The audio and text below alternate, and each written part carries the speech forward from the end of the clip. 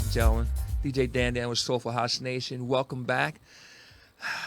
So now, ladies and gentlemen, here's the moment we've all been waiting for. Mr. Jihad Muhammad. I just want to say, for those of you, and I say it with love and respect, for those of you who are coming up, now's the time. You want to fall back. You want to take out your pens, your papers, or whatever you're doing to keep track of notes, and do this. All right, ladies and gentlemen, the icon, the legend, Mr. Jihad Muhammad. What's going on? How are you doing? All right. Can you see? Yep, I can see. Okay. Yep. All right. Well, listen, we always like to start out with some warm-up stuff before we get into the juicy stuff here. Mm-hmm. Just tell us a little bit about you. Well, born and raised in Newark, New Jersey. Mm-hmm. I grew up in a somewhat musical family. High school, all my life, Newark, New Jersey, just, I'm a brother of the city. Okay. What else? I don't know what else. All right. Well, how did you get started with music? Because a lot of people hear music, but they move on. Mm-hmm. How did you get started and kind of stay in it? Well, listening to the radio, my aunts, uncles, they all listened to music. They all partied back in the day, and I just, took it all in, when I really first started wanting to be a DJ, I would listen to guys like Tony Humphries, of course, Timmy Regisford, T. Scott, Larry Levan. They were all on BLS back then. Also, Kiss FM had Chuck Chill Out, Red Alert, all those guys. So, Shep Pettibone, of course. So, that sparked my interest in wanting to be a DJ. So we going back into like the early 80s, Yeah. Now, how about, aside from DJs, who were some of your music influences or people that you like, say, back in the day? Stevie Wonder, Elton John. My musical range is like wide, it wasn't just about one genre of music. We listened to a little bit of everything. Jazz, my father was into jazz a lot. So I listened to a lot of that. R&B. And back then, we had musical programs on the air, Soul Train and American Bandstand. And, so, you would just hit everywhere with music back then. Well, I did notice that, you did mention, it's interesting that you mentioned music programs, because as I'm trying to think now, is there a music program out there like that now? And right now, I can't think of anything. No, not that I know of where, aside from the BET Music Awards and MTV Music Awards, there's nothing regularly playing on the air for, people to just sit in front of the TV and watch like we used to, Yeah. I hadn't thought about that. That's true. Now, how did you make the leap into soulful house music? Well, it's always been soulful for me. Okay. Regardless, I don't even think back then it was a genre. It was just you played music. So I just played what I felt. And then of course, once the genres started becoming a thing, I just pretty much played with what I felt was good in my heart. What I liked, what my mentors were playing. Back when everybody talks about Docs and early days of Sensations in the Garage and Paradiso and those clubs like that. I was a little younger back then, so I could only get it on the radio, So, whatever if I felt like Tony Humphries was the man or Timmy was the man and, whatever they played, was hot. Hey, that's what I want to play, Yeah, so I stuck with that. Well, you've been in this whole genre, and this is a question, again, that I think is perfect for you. is that having been, even before it got the name house music, back club, disco, whatever, where do you see soulful house music going now? What direction? Where's it going? Well, you know, people always say, you know, Soulful House is dead and, you know, there's no money in it. But people continuously make Soulful House music, you know. Of course, the direction of Soulful House isn't where it used to be, you know, years ago. But I don't see the genre of Soulful House dying at all. You know, we have plenty of new artists still coming out. The scene is still alive, especially overseas. It's very much alive, and even in Jersey, you know, with so many outdoor music festivals, that's all you're hearing is Soulful House, you know. So I don't see it going anywhere anytime soon. You know, I've watching. We were talking a little bit earlier. I mean, if you go back just a couple of years ago, there were events. There was, you know, some mainstays and some stuff sprinkled here and there. But now, every weekend, Right. multiple events. So, yeah. Now, who are some of the DJs that you played with, and is there anyone that you would like to play with that you haven't played with? So who are some of the DJs that I played with? Uh-huh. Oh man, I played with a lot of them. You know, Okay. Louis, his wife Anane. I've been on platforms with Tony, Timmy, Jelly Bean, Joe Classell, Danny Crivet. I mean, I've been blessed to be, you know, next to the who's who. Okay. You know, and those were guys that I looked up to when I was listening to the radio. You know, who I would like to play with. There's a lot of guys I would like you know, Osalande. Sure. You know, I like, you know, at Jazz. I mean, there's plenty of them overseas that I would love to rock with. You know, I mean, there's so many to mention. You know, Right. Well, listen, this is for the people who are coming up. Now, everybody knows that you're that guy. You're a legend in this business. Here's my question. There's a lot of guys out there are coming up and or making moves now. So why does a Jihad Muhammad go to the top of the heap? And there's other good guys out there, but no reference to man or woman, but why does Jihad Muhammad rise to the top like that? What's the difference? I don't know. I don't know. I mean, I can only speak for myself. You know, I put years and years of work into this thing. You know, playing with people that I went to high school with, and then they dropped off and, you know, got married and, you know, kind of put it to the side and, you know, I kept it going.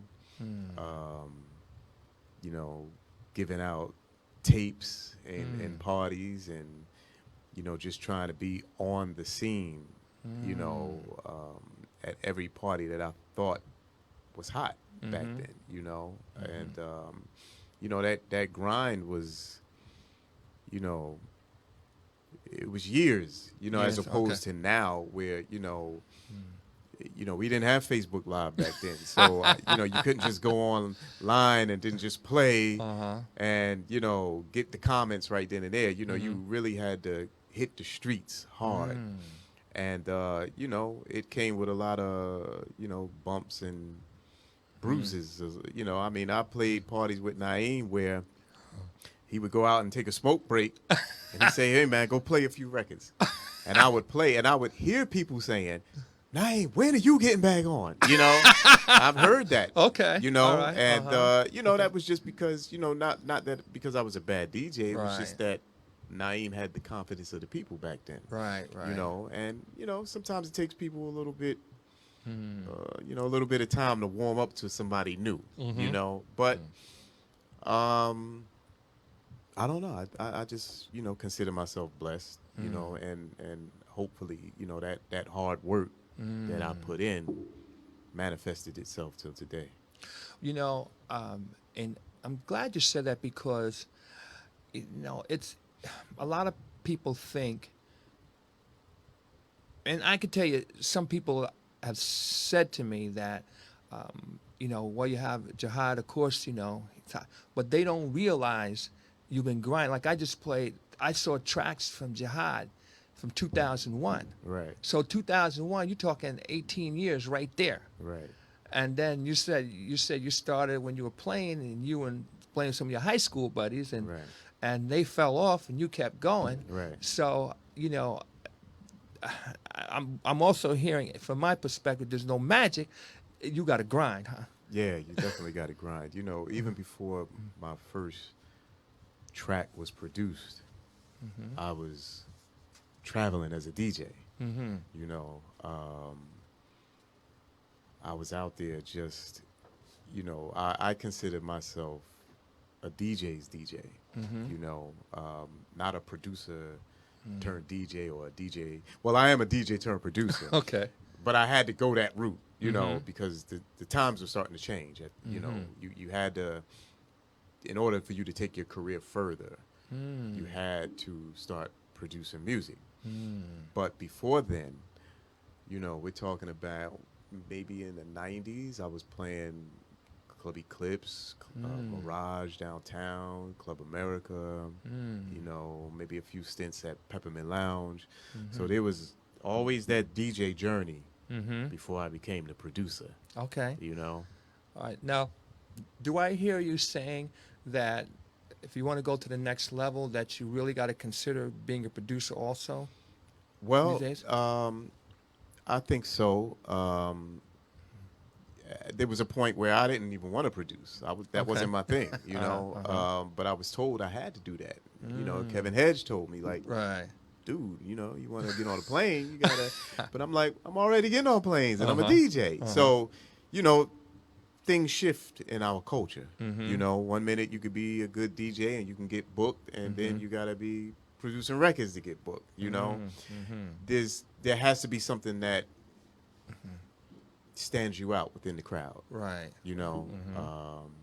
So I think that as a producer, that's another extension of your DJing. Another part of your creativity comes from you producing a record that hopefully people like. Right. Now, do you think, or do you feel, or do you see that coming from a DJ background and producing, does that maybe give you more of a sense of what maybe a dancer might be checking for? Well, as a DJ, we play so much music, new, old, and I think that you have to be on point with what the current trends are. You know what I mean? So, I think that me being a DJ allowed me to learn how to produce records that other DJs want to play and other dancers want to dance to. Okay. Right. That's an interesting question, because you never know what people are going to dance to. You know what I'm saying? You never know what people are going to dance to. You could think, hell, man, this is hot. And people be like, yo, that's whack. You know what I mean? So you really never know. But I think, if you play it out so many times, if you're playing out every week and you're playing new music and you're on track source buying new music and you're hearing different DJs play, that kind of pulls you in when you go into the studio, and it gives you creative ideas, So, but I've heard too that if you're not the best DJs are dancers, right? That's what they say. I used to dance. I don't dance too much no more. I usually when I go to the club, I'm just listening and checking out the DJ and seeing how he's mixing and how he's engaging with the crowd and stuff. So, yeah. I tell you, it's pretty interesting, because a lot of times people, like, when you go into a place, it's not like a song where hear the words and you sing the song. Right. Now, certainly you have to give your touch, your spin, whatever. But when you go to play, you might have some ideas of hot tracks, but they won't necessarily go in the same order. Right. That, or you might. I mean, you agree with that? Yeah, I mean, you know, when I'm DJing, I'm always 3 or 4 records ahead of the record that I'm playing. Mm-hmm. You know, in my head, I'm already like, okay, I'm playing this record. Mm-hmm. I know this record right here would go good with this record. You know, most DJs are like that though. They're Right. pretty much like 3 or 4 records ahead. You Mm-hmm. know, because once you're in that vibe and you locked in that groove, you already know it's like, I know exactly where I want to take them. Mm-hmm. You know. Yeah. Now, what about this? Um, name. I'm I'm gonna do like I'm gonna call this like a lightning round here, and I just want to kind of see what comes to mind and maybe how these things started or whatever. Okay, like Bang the Drum. Right. Okay, tell us about Bang the Drum. How that came about. What's thinking about that? Oh man, Bang the Drum started about 10 years ago. Okay. Um, I was doing a party prior to that called The Movement. Okay. And, you know, then that, you know, the club closed where we were at. And I wanted to, you know, just do another party. So the first name that came up was Bang the Drum because there Okay. was a song that Sister Pearl did called Bang the Drum. Okay. So I kind of took that name. And that party primarily was one of the parties that I started because I wanted to bring new talent into Jersey. Okay. That was my primary focus for that party. You know, no knock against the local talent that we already have, but I felt like, you know, anytime any high-profile DJ is in the area, they never consider New Jersey as a place to play. You know, they always go straight to Manhattan at the time, you know. So, you know, our scene in Jersey is so rich in its own culture. You know, even in the late, you know, 80s and in some of the 90s, you know, we had this thing called Jersey Soul. Right. You know, Abigail Adams and Joe Smith and all of those guys, you know, they were heavy into the Jersey sound. So that was what we were known for. And then it kind of just fell off after a while. Right. You know, so I wanted, you know, to at least start something so that we can bring, you know, the higher profile DJ, because I wanted them to know that we always go to New York. Right. You know, but they never come over here and they don't ever see how we party. You know, so that was my primary focus for that party. All right. Yeah. The Cricket Club. Cricket Club. Uh-huh. I didn't want to do Cricket Club in the beginning. Oh, okay. I was talked into it. Okay. And I felt like if we were going to do it, we got to do it big. Uh-huh. So we were offered the downstairs at Cricket Club. And when I went upstairs, I was like, nah, this is the room right here. So we started that, and I wanted, you know, I felt like Bang the Drum had to grow from being where it was in the coffee cave to us being in a bigger room, you know. So we started that. Oh, man, I don't know. I forget what year we started off the top of my head, but no, actually, it was going on 4 years now. Okay. We've been doing Cricket Club, and I was just only doing one party, the first of the month, and I was still doing Bang the Drum at Club Elevation. Okay. And then there was a mix-up with the dates, so I had to take Bang the Drum to Cricket Club, and that's where we've been ever since. So yeah, you know, we wanted a bigger room. Okay. You know? Yeah. Okay. Indoor events.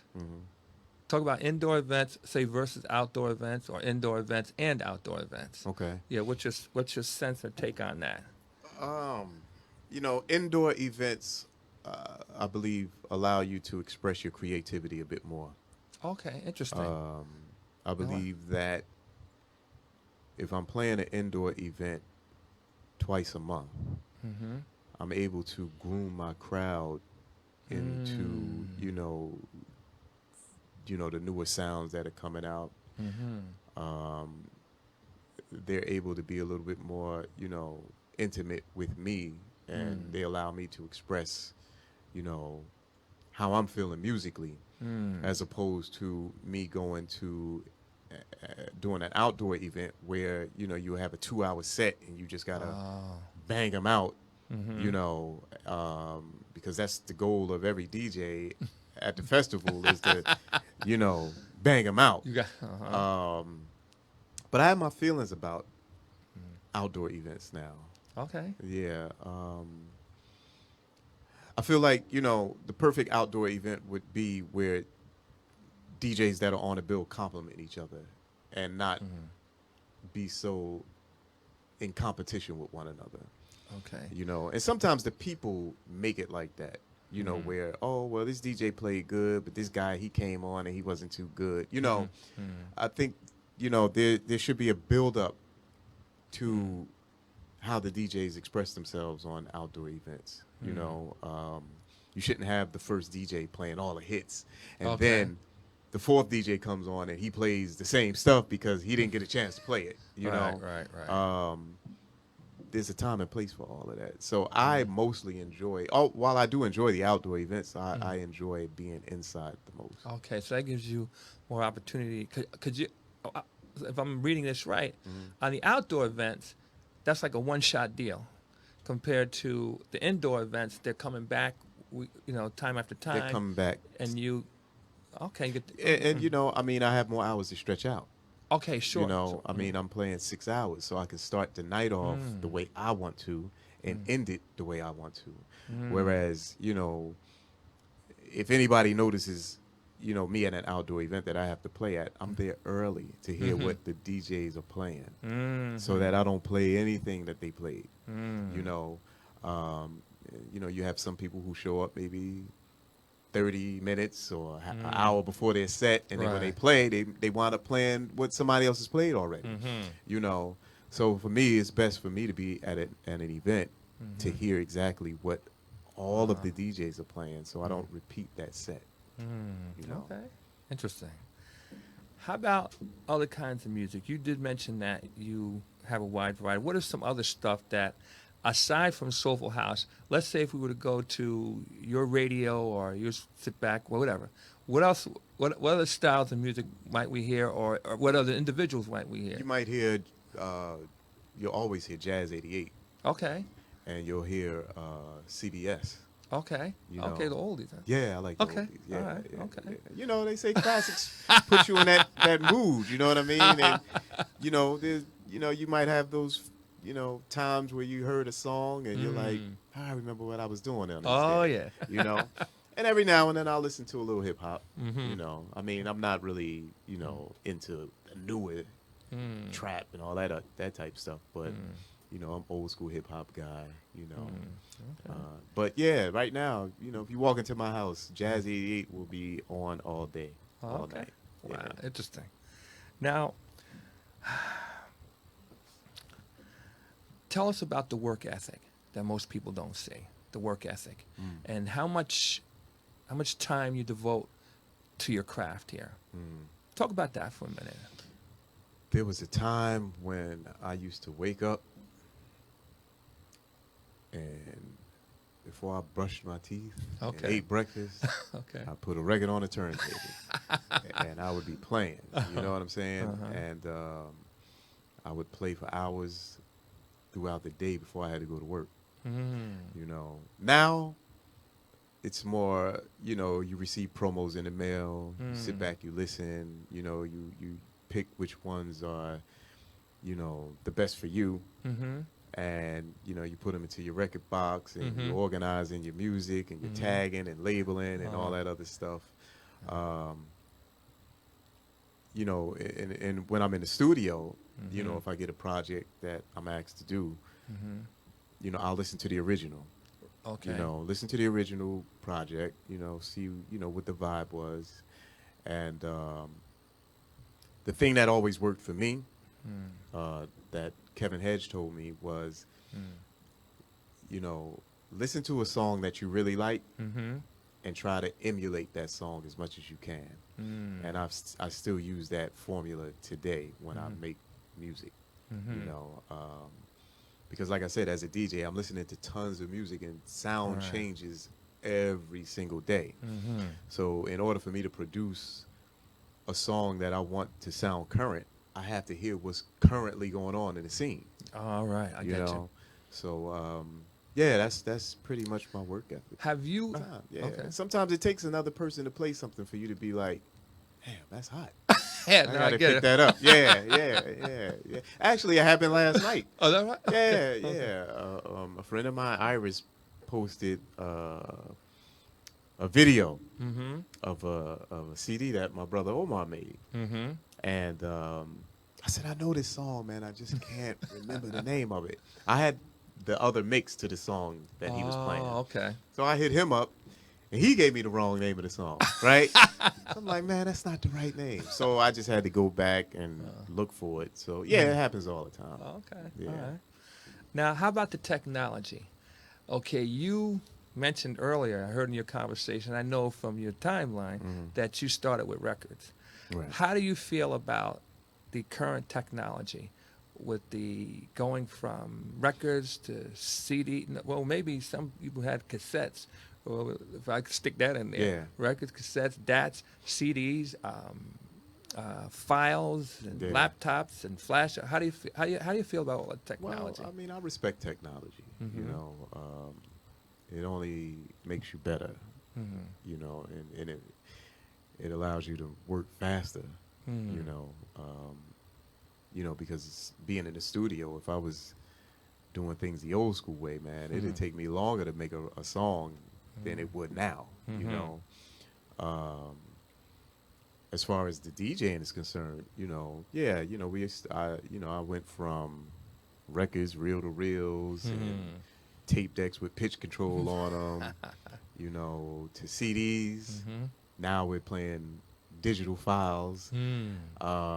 You know, you gotta move with the times. You know, the downside of it is that it allows anybody Okay. to be a DJ now. Okay. You know, and it allows those people to be DJs with no history, you know, no musical history. You know, it's just like, okay, I can buy a couple of tracks and I could just get a controller and I could just play. Okay. And the one thing that I am seeing, I might get shot for saying this, but Okay. what happens now is that you have so many outdoor festivals with just all kinds of DJs, you know, and some of the DJs aren't, you don't hear the history in when they're playing. Okay. You know, for me, I want to hear the history of somebody's playing. I don't want to hear just, you know, I mean, granted, you put a new guy on because, you know, if you feel like that person's talented, you want to expose that person. But I want to hear the history behind that DJ that's playing. You know, I want to hear, you know, that this person has been serious about this craft for years. Okay. You know, I mean, I'm a person that still buys records. Okay. You All know, right. that just because people are playing files doesn't mean that they're not releasing new music on records now, too. Right, You right, know, right. so I want to see that when I hear a DJ. You know, because anybody can get a controller, and anybody can mix. You know, but I need to hear that history from a person. You know. So meaning that you want to hear stuff not only today, but they can go back a little bit or something. Like, you mean? I want to hear everything. You know, I Okay. want to hear, you know, a wide spectrum from a DJ that I go to hear. So if I go to like Danny Crivet or Louis, you know, I hear that when they play. You know, I can hear records that are new and current, and then I can hear records that are 30 or 40 years old. You know, Okay. because that one DJ knows how to combine all of that together to make that party special. You know, Right. and excuse me, the problem today is that, you know, you don't have too many hours to do that. You get Yeah. 2 hours to play, Mm-hmm. and then it's like 5 other DJs that got 2 hours to play too. You know, Right. so you know, this is why you hear the same music sometimes all the time. You know. Let's talk about your new album.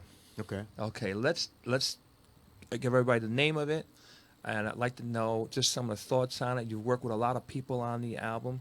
You got a lot of different things on there. Let's talk about that. Well, you know, the album was actually a mixed compilation Exactly. that DJ Spin wanted me to do, Mm-hmm. and I took too long on it. Yo, where's the you gotta have a mix, man? Where's it at? Where's it at? And I'm like, it's coming, man, it's coming.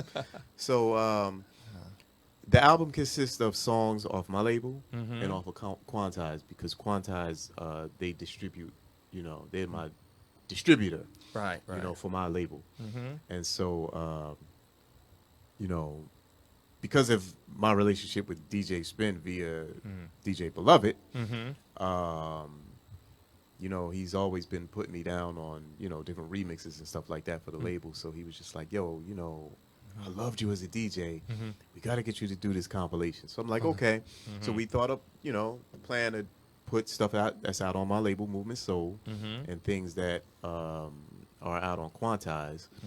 And it was like maybe 12, 13 tracks with a new track that I did with Mark Francis called Drums of Dogtown. Right. So that was pretty much it. I don't, you know, I have been opposed. I don't know why I've been opposed to doing an album for so long. Only because I think that I've been so used to doing remixes and doing singles, and seeing that I've been successful in that. I was just like, I don't know if I want to just take the time out to do a whole album. So this mixed compilation was actually easy for me. Okay. You know, because I just got to play songs that I liked. And, you know, when I spoke to Spin, I was like, so they consider compilations albums? He was like, yeah, you know, they're albums. So I'm like, okay, well, I could make albums every year if that's the case, you know? Okay. Yeah. But it was a great project. Yeah. It was a great project. Wow. Any particular songs that stick out to you the most on that album, or any messages you were trying to get, or across? No, I was just playing songs that I liked. The first song that I did with a young lady from Chicago, Angel A. Okay. I Can't Help It. Right. Which we're gonna play that. Okay. We're gonna play that. Yeah, that was free zone. for me. Actually, that was one of the songs that I felt like it picked up a lot of steam, and I didn't know it would be like that. You know, of course, the Drums of Dogtown. That was kind of like an ode to my aunt, who used to take me African dancing years ago. All right. And so I told her, I said, I got something special for you. You know, I'm gonna put something together, and you know, I want you to play it at your African dance class. So she's like, all right, you know. So yeah, but all the songs on the album I enjoyed. Okay. Yeah. Right. Now, what can we look forward to from Jihad Muhammad? I know you got stuff going on all the time. Yeah. What can we look forward to? Wow. Oh man, a lot. You mentioned the 24th at Elmwood Park. I'll be doing the sound for that. Yes. Which is I'm doing Louis' party. okay. Expansions Okay. on the 21st. I've been filling in for him since he's been gone. Yeah, he's in the Beeson now, right? Yeah. And then we're doing the House in the Park in Atlanta. Okay. Me and DJ Beloved will be representing Jersey. Okay, down now. there, All you right. know.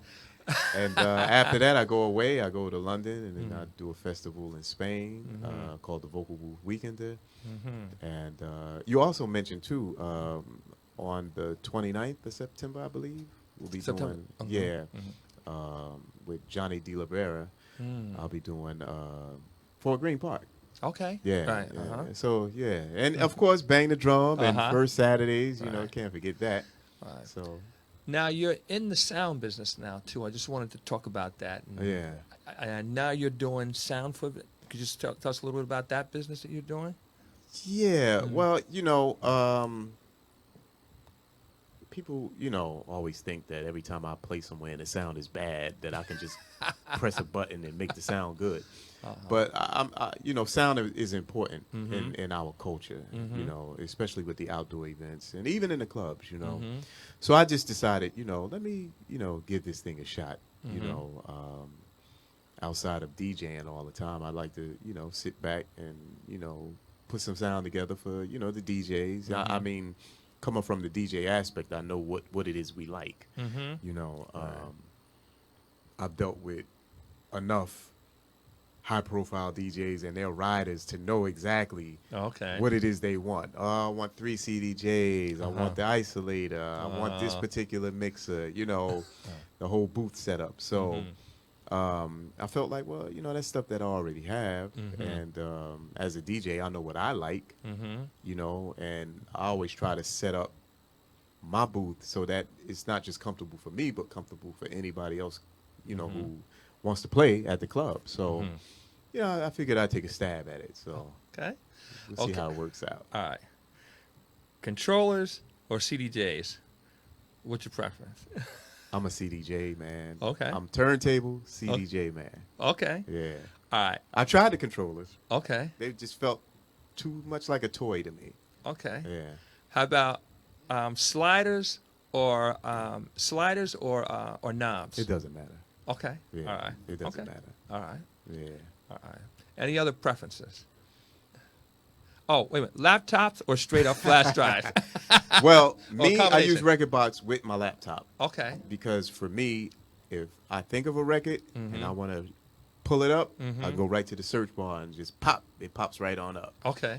But now with the newer CDJs, the Nexus 2s, you can type them in and they pop up just as fast. But I'm a little bit of both. Okay. Yeah, I'm a little bit of both. Yeah. Any other preferences? In a DJ booth, 2 monitors, a bass bottom at the underneath. Okay. 3 CDJs. Doesn't matter which mixer, Pioneer mixer or Rotary is cool. Okay. Isolator, maybe Remix 1000. Okay. Yeah, that's it. All right. Yeah, I'm not hard guy to please. Okay. Yeah. All right. Okay. Well, we're getting right down to the wire. Any final thoughts or anything that you like to share, emphasize, let us know about that we should follow, catch up, whatever? Well, I keep everything transparent on my Facebook page, Jihad Muhammad and Jihad A. Muhammad, where I'm playing at, what I'm doing, where I'm at. So information is always public for everybody, I guess that's it. All right. Yeah. All right, ladies and gentlemen. Now, how about, okay, I guess you did give us the contact info. Okay, so that's Jihad Muhammad or Jihad A. Muhammad on Facebook. Yep. And Instagram is JayMu68, JayMu68. Okay. Yeah. All right. Everybody thinks, I have to say this, everybody thinks that I just used to DJ all the time and that's it. I actually had a 9 to 5, All right. And I was a corrections officer for 25 years. And in between that, I DJ'd and traveled. So now I'm retired. Okay. And this is all I do. Yeah. Now, last question on that. Is what you do now, just straight retired, is it what you imagine to be, or do you miss the 9 to 5? I don't miss a 9 to 5 at all. I miss 9 to 5 money though. Holiday pay, overtime, but nah, I'm that 9 to 5 life is done for me. Okay. Yeah, God willing, All right, ladies and gentlemen. I just want to say thanks a lot, Jihad, for coming out and taking time with us. Thank you. And you shared an awful lot. Yeah. Oh, wow. Get ready, ladies and gentlemen. DJ Dan and Soulful House Nation.